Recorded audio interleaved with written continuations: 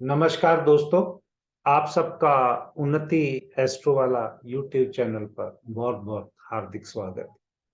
जैसा कि आप जानते हैं कि मैं कुछ विषयों पर जो देश के न्यूज़ में व्यक्तिगत जो कई किसी जातक का नाम आता है तो उसका चार्ट, क्योंकि हमारे पास उसका चार्ट होता नहीं, उसके जीवन में जो चल रहा होता है, फिर हम रेफरेंस साइट्स पे जो कुछ सोशल साइट्स पे ऑलरेडी उनका डाटा होता है, उसको उठाते हैं, इवेंट्स को वहाँ से वेरीफाई करने की कोशिश करते हैं और फिर वो सब ओनली फॉर स्टडी पर्पस बना उसके ऊपर वीडियो बनाकर एस्ट्रोलॉजिकल स्टडी पर्पस से हिसाब से मैं किसी जातक विशेष की रेपुटेशन के ऊपर या उसकी इमेज का कोई फायदा उठाने के लिए ये चार्ट्स नहीं बना या ये वीडियो नहीं बनाता हूँ।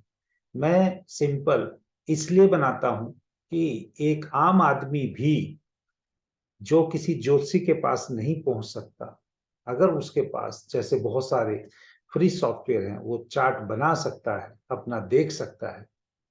अगर मिनिमम वो अपनी डायरेक्शन को, अपनी लाइफ की डायरेक्शन को अपने प्लैनेट्स के हिसाब से अलाइन करे, जिसको मैं बोलता हूं कर्मा सिद्धांत नियम। क्योंकि हम लोग सब कर्म करने के लिए आए हैं और प्रभु शिव जी की वजह से हम लोग सब ये एस्ट्रोलॉजी के कुछ ज्ञान को समझ पाए। क्योंकि अगर शिव जी भगवान ये कहानी एस्ट्रोलॉजी के कि हम कर्म कैसे काटते हैं पृथ्वी पर, ये माता पार्वती को नहीं बताते तो बाकियों को भी इसका ज्ञान नहीं होता। तो वहां से कैसे ये ट्रेवल की, ये एक अलग स्टोरी है। आप किताबों में भी पढ़ सकते हैं, वेदों में भी पढ़ सकते हैं, उस वो आज का विषय नहीं। आज का जो विषय ये है कि अगर आप किसी का चार्ट बनाते हैं और उसके जीवन से कुछ चीजों को आप देखना चाहें कैसे होगी। वैदिक ज्योतिष में महादशा, ग्रहों की महादशा, देखिए टोटल जो महादशा किसी की जिंदगी में आ सकती है, पॉसिबल जो महादशा है वो 120 साल की है। और आज के टाइम पे बहुत मुश्किल है कि कोई 120 ईयर का साइकिल कंप्लीट कर पाए, लेकिन लोग बहुत से उसके नजदीक पहुंचते भी हैं अच्छे जीवन की वजह से। तो जब जब वो, जैसे केतु की 7 साल की दशा, मंगल की 7 साल की दशा, आप ले सकते हैं चंद्र की 10 साल की, सूर्य की 6 साल की, शुक्र की 20 साल की, राहु की 19 साल की, ना शनि की 19 साल की, राहु की 18 साल की और बुध की 17 साल की या गुरु की 16 साल। फिर आप देख सकते हैं कि वो ग्रह अच्छा है, शुभ है, अशुभ है, वो तो बाद की बात है कि वो किस राशि में और किस भाव में बैठा हुआ है।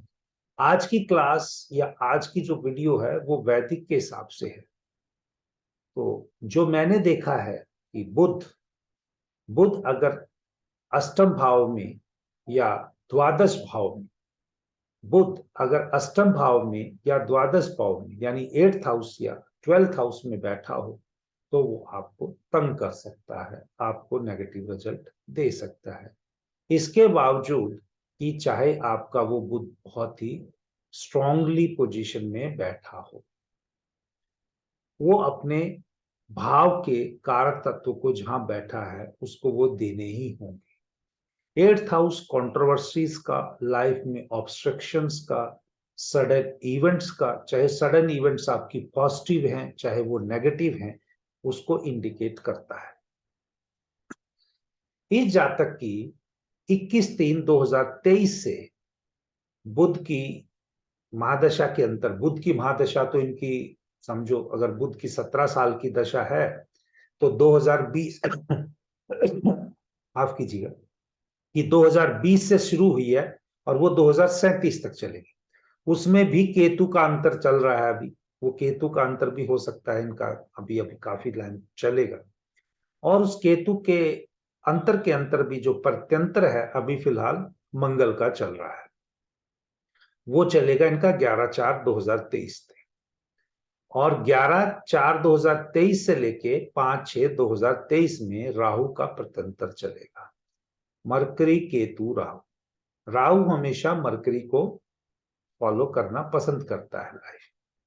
तो ये टाइम पीरियड जो इनका जो इमेज के ऊपर जो भी कोई क्वेश्चन होंगे या जो लोग अभी पीछे टाइम से उठा रहे होंगे, वो चीजें हमें देखना है कि अब इस चार्ट के हिसाब से वो क्लियर होंगी या और बढ़ेंगी।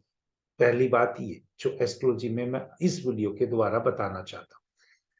देखिए वो क्यों मैंने ऐसा बोला, क्योंकि इनका जो लग्नेश है, लगन जो उदित हुआ है, वो लगन भी उदित हस्त नक्षत्र में हुआ है चंद्र। आपकी लाइफ में कंट्रोवर्सी, लोग पढ़ाते वैदिक में कंट्रोवर्सीज को राहु और इन सब से देखते हैं, लेकिन आपकी लाइफ में कुछ भी बदलाव, कुछ भी चीटिंग किसी भी प्रकार का होगा, वो बगैर चंद्रमा के इन्वॉल्व नहीं होगा। इनका जो सूर्य है वो खुद चंद्रमा में नक्षत्र में है, लगन जो खुद चंद्रमा के नक्षत्र में है, और शनि जो प्रोफेशन है वो खुद चंद्रमा के नक्षत्र में है। तो तीन चीजें इंपॉर्टेंट जो है वो नक्षत्र के बेसिस पे यहाँ पर चंद्रमा में ही आ गई। उसके बाद जो यहाँ पर राहु देखते हैं वो सूर्य के नक्षत्र में है, और सूर्य तो मैंने ऑलरेडी बताया आपको चंद्र का है। मंगल जो पराक्रम है वो भी दोबारा राहु के नक्षत्र। तो बहुत सारा चंद्र और राहु के नक्षत्र में होने की वजह से, या सूर्य जो आप कह सकते हैं, ये तीन नक्षत्र इनके जीवन में बहुत है। ऊपर से जो मैं लोगों को कर्मा सिद्धांत नियम में संचित कर्म केतु से बताता हूं, केतु इनका पुष्य नक्षत्र या शनि के नक्षत्र में है। बहुत सारा रुकावटें प्रोफेशन में ऑब्वियसली वो नक्षत्र के हिसाब से जब तक ये सेवा भाव से नहीं करेंगे आती रहेंगी। तो जब किसी जातक का, ये मैंने आपको एक नक्षत्र का एक आइडिया बताया है कि आपको, क्योंकि मैंने एक कोर्स का भी नाम भी रखा है कि नक्षत्र और आपका कर्मा सिद्धांत के बीच में क्या रूल है, या कैसे आप नक्षत्र से अगर पॉजिटिव वे में अपने कर्म सिद्धांत नियम के यूज करते हुए अपने कर्मों को अच्छा करने की कोशिश करते हैं। देखिए दोस्तों, मैं हमेशा ये कहता हूं कि हमारे जो कर्म हैं वो लिखे हुए हैं और हम कर्मों को भोगने के लिए यहाँ आए। हम कर्म अच्छे करेंगे और या बुरे करेंगे वो तो साइड ऑन है, लेकिन पहले जो भोगने के लिए आए हैं या जो उनको परफॉर्म करने के लिए आए हैं वो तो हमें करना जरूरी है। उसी के बेसिस पे हम ऐड ऑन इम्प्रूव या उसको और वर्स्ट कर सकते हैं। तो देखिए इस जातक के जीवन में मरकरी बहुत महत्वपूर्ण है, क्योंकि मरकरी लग्नेश है। मरकरी जो बैठा भी है, जो उसकी महादशा भी चल रही है 17 साल के लिए, 2020 से 2037 तक। 2020 से पहले तो इनका बहुत बढ़िया टाइम था। उससे पहले तो मरकरी से पहले अगर आप देखेंगे भी तो शनि की महादशा जाएगी। शनि खुद इनका नवम भाव में बैठा हुआ है, सूर्य के साथ बैठा हुआ है।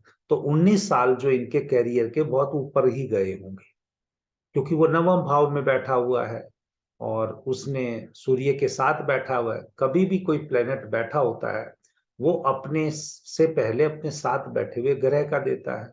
तो चाहे इस पे राहु के साथ संबंध बन रहा है, तो चाहे उसने ग्लैमर वर्ल्ड को देना था, चाहे उसने नेम फेम को देना था, शनि की महादशा में सब कुछ इनको मिला।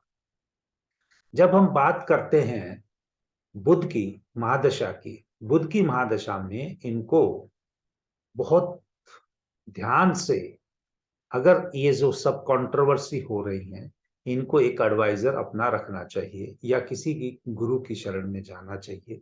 जो गुरु इनको बताए उस हिसाब से इनको करना चाहिए, मेरा इतना ही कहना है। नहीं तो कंटिन्यूअसली इसकी जो कमाई है, जो रेपुटेशन है, उसमें डेंट लगता रहेगा। ये एक बात जो आज इस वीडियो से कह रहा हूं, क्योंकि ये नक्षत्र और कर्म सिद्धांत के बेसिस पे मैंने इसको एनालाइज करने की कोशिश की है। क्योंकि जो हमारे कर्म सिद्धांत नियम है, कहीं ना कहीं चाहे वो केपी आप यूज कर लो, वैदिक कर लो, इन सब का रूल जो है वो सभी लोग जानते हैं कि स्टार लोड या सब स्टार लोड उसका रिजल्ट देता है। तो अगर आप उसको इस तरीके से देखेंगे तो आपको सिंपल और कोई चार्ट में कोई वैल्यू या हाउस को एक्टिवेट नहीं करना है। जहां दशा बैठा है, दशानाथ बैठा है, बुध की महादशा है, बुध खुद अष्टम भाव में बैठा हुआ है, वो D1 चार्ट में, राशि चार्ट में वो 8th हाउस में बैठा हुआ है, वो भी मंगल के साइन में। और मंगल जो कर्म भाव में बैठा हुआ है, तो दोनों के बीच में बदलाव भी है, एक्सचेंज जिसको कहते हैं। बुध जो है वो मंगल के साइन में बैठा है, मंगल बुध के में बैठा है। तो अगर यहाँ पर मंगल अष्टम में आ जाए तो भी दिक्कत, और बुध यहाँ पर अष्टम में आ जाए तो भी दिक्कत। तो इस चीज से बचने के लिए जो बेस्ट रेमेडी है, मैंने आपको पहले ही कहा कि किसी गुरु की शरण में जाए, और गुरु के आशीर्वाद से ये बचा हुआ जो भी टाइम है, अभी 2023 चल रहा है और 2037 तक, अगले 14 साल तक इनको जुपिटर को यहाँ पर एक्टिवेट करना चाहिए। ये चीज इनकी D60 से भी बहुत सारी क्लियर कट होती है। नहीं तो एक ऐसी स्थिति आएगी कि ये अपनी नागरिकता को बदलने की भी सोच सकते हैं। ये अपनी नागरिकता को भी बदलने की सोच सकते हैं। मैंने ये नहीं कहा कि इन्होंने बदल ली होगी या बदलेंगी, लेकिन इस चार्ट के हिसाब से ये अपनी नागरिकता को भी बदलने की सोच सकते हैं। ये मेरी प्रिडिक्शन है इसी महादशा के अंदर, अगर इसको पॉजिटिव वे में कंट्रोल नहीं किया जाए। देखिए, सेलिब्रिटीज का या हाई स्टेटस लेवल का सिटीजन लेना, सरेंडर करना एक आम बात है, लेकिन क्योंकि यहाँ पर जो नक्षत्र है वो खुद राहु का है, और जो ऑरा लॉर्ड है वो सन का है, क्योंकि ये जातक नेम, फेम और ग्लैमर के बगैर नहीं रह सकता। जो एनर्जीज हैं वो एडवाइजर की हैं। ये एडवाइस करना छोड़ेंगे नहीं, लोगों को एडवाइस देना छोड़ेंगे नहीं, और इनकी चार्ट के हिसाब से इनको सोशल सर्किल से दूर रहना है। लेकिन ये क्योंकि ये छोड़ना नहीं चाहते, सोशल सर्कल में एक्टिव रहना चाहते हैं, इस करके ये सब चीजें इनके जीवन में लगी रही। अदरवाइज सोशल लाइफ इनके लिए बिल्कुल ही, अगर इनके चार्ट से देखा जाए, इनके कर्मों के हिसाब से देखे जाए, तो वो सोशल लाइफ जो ग्लैमर वाली सोशल लाइफ है, जो रात को पार्टी वाली लाइफ है, वो नहीं है इनकी चार्ट के हिसाब से। इनके हिसाब से फीमेल की, कन्याओं की, या मदरली फिगर की सेवा करने वाली, जो एक सेवा भाव से जैसे ट्रस्ट बना के काम करने वाली कुंडली है, तो उसको करना चाहिए। अदरवाइज एक चार्ट में जो स्कोप है एक सेलिब्रिटी लेवल का, वो इनके चार्ट से दिखता है। भगवान की तरफ से इनको ब्लेसिंग भी है, इसी करके चाहे वो माता के रूप में लगा लो, पिता के रूप में लगा लो, वो चार्ट में इनके ब्लेसिंग बनी हुई है। इनके चार्ट में अमीर बनने का शौक था, वो मतलब इंडिकेट था, क्योंकि मैंने देखा है कि जब ऐसे कॉम्बिनेशन दिखते हैं तो उसमें धन कई रूप से आता है, खाली एक रूप से नहीं आता, वो कई सोर्सेस से धन आता है। तो दोस्तों, अगर ये हमें अब देखना है लास्ट में इस वीडियो को करते हुए कि मरकरी केतु राहु का जो पीरियड, आज तारीख है 9 तारीख, और स्टार्ट होगी 11/4/2023 से। जो मेरे YouTube चैनल पे आते हैं, कुछ चीजों को अच्छी तरीके से सीखने की उम्मीद करते हैं, वो खुद इस चार्ट को लगा सकते हैं कि जब दशा नाथ या कोई जो प्लेनेट जिसकी महादशा चल रही हो, राशि चार्ट में अष्टम भाव में बैठा हो, या D60 में 7 साइन में बैठा हो, उसको अपनी रेपुटेशन का ध्यान रखना चाहिए, क्योंकि 7th हाउस से लोग हमारे बारे में कैसा देखते हैं ये भी हम सोच, हमारी पर्सनैलिटी, लोग हमको परसीव कैसा करते हैं ये देख सकते हैं।